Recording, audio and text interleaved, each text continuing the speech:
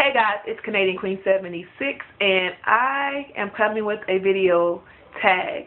And I've seen this tag from Harmony 2007, Alexcentric, and Wagechi 29. And I'll have their information, their channels posted in the description box. But the whole tag is 10 things I wish I knew 10 years ago. So here we go. And this is in no particular order. I tried to think about this and marinate on this for a little bit, but I wanted to do this tag. And I want it to be one of the, getting the tag out while it's going and not waiting like 3 months. So these are the 10 things that I wish I knew. First, everything I want to know is written down somewhere. And I heard this first from Will Smith when he was talking to Oprah. But anything that you want to know is written down in a book somewhere. So if you don't have somebody who can readily teach it to you, you can go to the library and research it for yourself until you know it, until you understand, and find those people who know as well. But everything that human nature has had a problem with is written down. And I guess 10 years ago, I was starting this out and going out and trying to figure out a lot of things and learn a lot of things. And the library has been a really good source of information for me. And get books free before you go out and pay for those books. Number 2, use the spiritual gifts God has given me. This ties back to number 1. Everything's written down. The first book is the good book. It's the Bible. It's written down. Everything God wants you to do, wants you to know, is in the Bible. Case in point. But going back, spiritual gifts that He's given me, these are the things that I can naturally do on my own. And it doesn't take a whole lot of practicing. It doesn't take a whole lot of trying. This is something that God put inside of me that I know how to do. And some of those things go back to communication. It comes naturally for me. I can talk about things. I don't have a problem expressing how I feel. I always want to express how I feel. That might be a problem for me. But also can tap into what is a good way for other people to communicate as well, and how I should communicate with them. So that's one of the spiritual gifts that He's given me. I need to tap into those things and do those and not overlook them. I always try personally to do all these things that require me to practice and work really hard, and it might not be something that He wants me to do. So I need to tap into my spiritual gifts. Number 3, make a budget every month and save. I don't care if I don't have a job and I'm working 2 part-time jobs now, and you can always save money. Making a budget every month helps me tell my money where to go. I did not do this 10 years ago. I actually just paid bills as they came. Oh my gosh, it was a mess. But I have tapped into DaveRamsey.com. That's www.DaveRamsey.com. He's a Christian financial counselor. And when you make a budget, voila, money appears out of nowhere. And then you can also make a plan, because you're telling your money where to go. So every month, my bills are paid, even though I'm not making as much money as I used to make, because I'm telling my money where to go to begin with. So simple. And I also have his link in the description box as well. Number 4, don't take out loans. Now, I know this is tough because I'm a student and I have student loans. I have a car and I've taken out auto loans. You guys, I took out this auto loan and it's about to be paid off in the next couple months. Praise God. And over the life of this loan, it was a 5-year loan, I paid $22,000 for my car. Now, if I save money, put a substantial down payment on it, and just paid it out right, or just save that money while I was driving my older car before it went kaput, I would have been able to save for my car in about a year and a half, paying the payments of how much my car cost. You do not need to get a loan for the things that you want. Getting a loan means you simply cannot afford it. So you need to work and save your money before you even consider a loan. Now, I know you're going to be like, okay, what about mortgages in that case? Well, save enough money to have a good down payment. Live with somebody. Live with your parents. Have roommates. Save that money, because when you come to the table, your loan will not be something outrageous. You can live life without going into debt. See Dave Ramsey again if you want to see, if you want to know more about that. Number 5, don't try to please everyone. when I was younger, and I guess it's just the kid in me, the nature in me, I always try to please my mom. I try to please my family. I try to please my grandmother, my aunts, my uncles, whatever it is that I needed to do to be successful. And then it transferred to teachers, to professors, to community service projects, whatever. You cannot please everybody, and that's one of the things that I found out. And me trying to please everybody made me a yes person instead of a no person. And you got to know how to say. I just had to learn how to say no to things. I can't do everything, and it didn't stop me from like delegating and doing those kind of things when I'm because I manage people. But it stopped me. It just held me up because I was trying to make sure everybody was happy, and everybody's not going to be happy with me. And over the 10 years, I've come to realize that. And if I had started out knowing that, then that would have been a hard lesson to learn. This goes also with dating. My number 6. Don't rush into relationships. I am that person who is always in a relationship.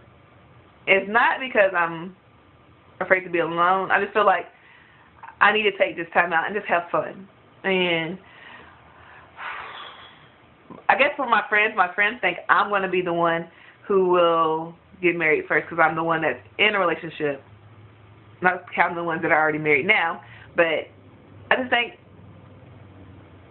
I should just date more. Dating is finding out what you like and what you don't like.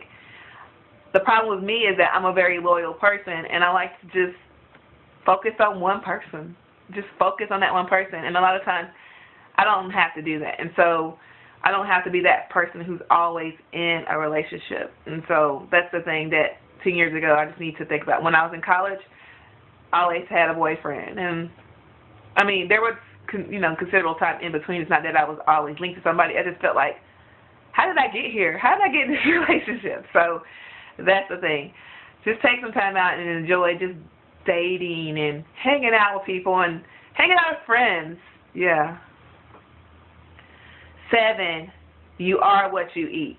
Guys, we're in America, the land of artificial foods, of foods being messed with, and they're putting things in foods. If you're eating something that can sit on a shelf for like 5 years, that is not what God intended us to eat. The food that I eat now is mostly perishable, produce. I really don't go too far into the grocery store anymore. I don't want a lot of things chock full of preservatives. I don't want a lot of things that are artificially made or artificially flavored. These things are not good for your body. Your body has to do things that it normally probably wouldn't do to process these kind of foods. I found this out the most when I spent almost a year being vegan. That means I was an extreme label maker. And these labels, oh my gosh, if you can't pronounce what's in your food, then you shouldn't eat it. And if you do eat it, it's not going to make you feel great. And so the things that I'm eating have given me instant energy. Not saying like I just turn it on, but it's been able to sustain me throughout the day. And it's not something that makes my skin break out or make me allergic or makes me lethargic and tired and all those kind of things.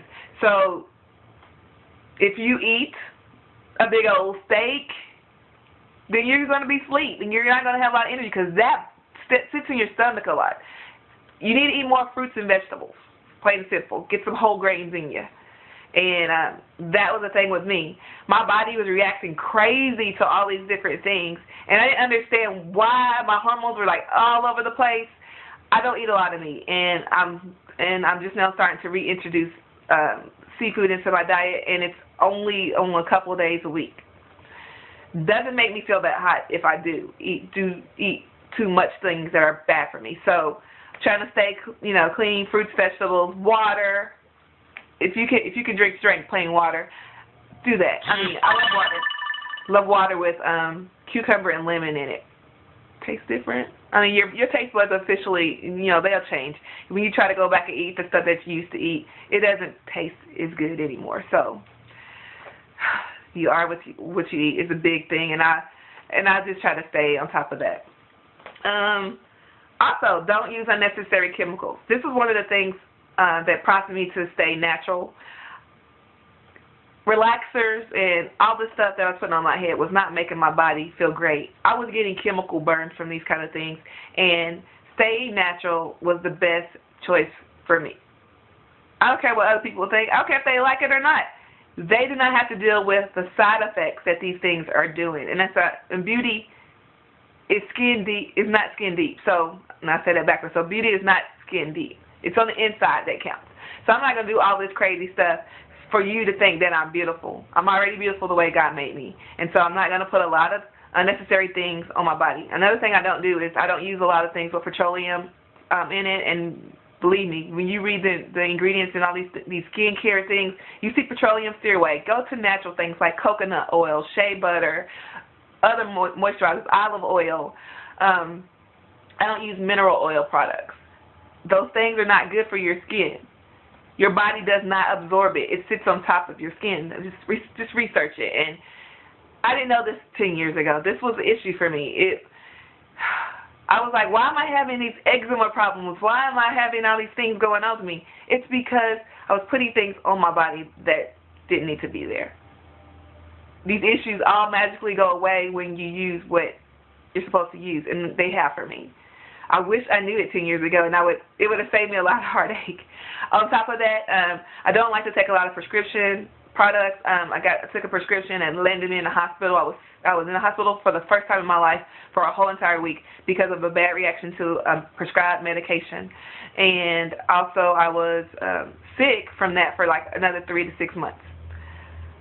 I'm very leery about taking a lot of prescribed medication because these are chemicals to me. If it can't be healed naturally, if my body can't heal naturally from the things I'm trying to do, I don't even want to mess with all this other stuff unless it's just dire. And it's not getting to that kind of point anymore. So I just stay away from popping the pills, stay away from all these other things that are not good for me. And number 9, make time to stop and smell the roses. I work a lot, and I used to be in retail management, and I used to have that schedule be dictated to me, and then I had to work out when I was going to have fun around that schedule. And now I can't play that anymore. I have to schedule time for me. Schedule time that all day I'm not going to do absolutely anything. In the Bible, God created the world in 7 days. So on that 7th day, He rested. And our God does not get tired. So if He can rest, as an example to me, I can take a whole day and do absolutely nothing. And I'm going to tell you now, life has been grand just because I do that. I take time to do absolutely, positively nothing. And the last thing, I had another one, but I'm going to go ahead and throw this in here. Don't be a pack rat. That is the thing for me. And my pack ratness is mostly tied to paper. I don't know why I keep paper. And this is probably why I'm killing shredders. I hold on to things that just need to just be let go. So I've been putting away a lot of things and shredding things and researching how long I need to keep certain documents on file and going ahead and shredding those and getting rid of things. And I'm looking around my house, and if I have not used it over a 12-month period, then it is not something that I need, point blank. So I'm boxing things into like seasonal. Okay, I use this in the winter, I use this in the spring, I use this in the summer, and I use this in the fall. If it doesn't fall into those things, then I don't need it. Let me go ahead and give it to somebody else who does. If it's new, if it's still life in it. Excuse my phone, it's getting messages. But yeah, if I don't use it, then I don't need it. And so I'm not going to hold on to things. I went to some relatives' houses the other day, and oh my gosh, I'll just go ahead and put it out. My mom has 4 closets worth of stuff, and I don't know why. She can't fit most of the stuff, and some of the stuff, why are you keeping it? I don't understand that. I don't need a closet, 4 closets. I'm sorry, Mom, I didn't mean to put you on blast. But if you don't use it, give it to somebody who will. Donate it to somebody who will. And that's the same thing I'm doing. I'm getting rid of some things. Like when I moved into my house, I came from a 1-bedroom apartment to a 3-bedroom house. And all of my things just disappeared. But when you buy a house, everybody gives you stuff, and I'm like, okay. So I'm like, they take it in. I'm like, I don't want that. I can't. I had to stop. I can't take it. If I don't need it, I'm not gonna take it. I appreciate you, but for real, I just can't take a lot of just stuff, and it's got to go. So those are the 10 things that I wish that I knew 10 years ago, and I wouldn't have to learn them all throughout these years. And hopefully someone can learn from my mistakes and going into the next decade. If I redo a video like this, I pray to God these things are still not on my list. You all, I'm signing out. Y'all have a good day. Bye.